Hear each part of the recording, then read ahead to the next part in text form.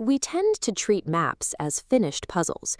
We see rivers snaking predictably past ancient cities and assume the landscape follows a permanent, logical set of physical rules. But look closer at the topography, and you will find impossible errors, like a river that somehow predates the towering mountain range it flows through, or a massive current of water flowing dead north, directly against the geographic tilt of an entire continental plateau. Even our own mathematical grids break down, forcing cartographers to deliberately mangle the lines of global time to prevent a temporal paradox. To actually read a map, you have to look past the two-dimensional paper. You have to decode the tectonic violence and the desperate human engineering that forced these landscapes into shape. Take the Sutluj River in northern India. It carves incredibly deep, jagged gorges straight through the Himalayas. By normal logic, a river should flow around a mountain, or at least form after the peaks settle. But the Sutluj is an antecedent river. It was already flowing across the landscape millions of years ago, long before the Indian and Eurasian tectonic plates ever collided. When plates crashed, the ground buckled skyward. The Sutluj didn't change course. As rock rose, the water acted like a saw, grinding downward at the same rate. The mountain literally rose up around the water. The lush, terraced farming valleys you see today are sitting inside the active scars of a million-year struggle between gravity and stone. Further south, the Indian Peninsular Plateau generally slopes toward the east and west. Water follows gravity, so the river should drain towards the coasts. Yet the Son River travels strictly north to meet the Ganga Basin. Water defies surface gravity because of what lies underneath. Deep beneath the topsoil sits a rift valley, a massive subterranean fracture from ancient tectonic collisions. This localized tear overrides the plateau's general slope, trapping the Son River and channeling it sissically upward into the plains. The neat two-dimensional drawing of a watershed means nothing when a tectonic scar decides to pull the water the other way. While mountains break physical rules, humans had to break their own mathematical ones. In the 19th century, navigators overlaid a rigid grid of longitude onto the globe to coordinate time, anchoring 0 degrees at the Greenwich Observatory.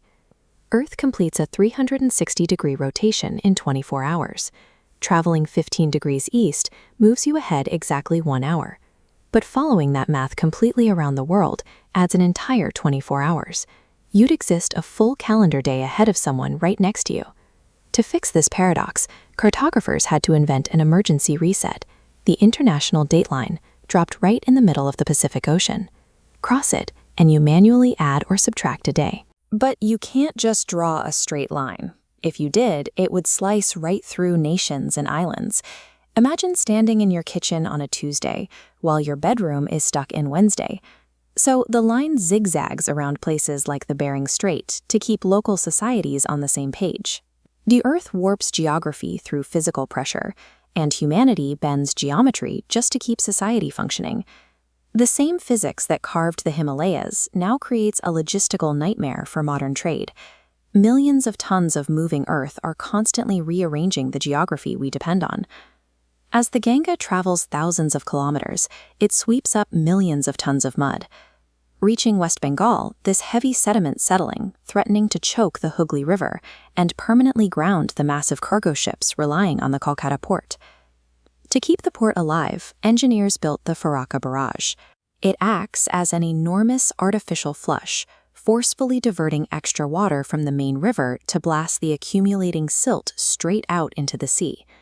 All that diverted mud eventually settles at the edge of the ocean, creating the foundation for the Sundarbans. It is the largest river delta ecosystem on the planet, anchored by dense mangrove roots feeding on the sediment. The engineering used to flush the port also filters the habitat of the Ganga dolphin. This blind predator is a bioindicator. Its survival depends entirely on chemical purity.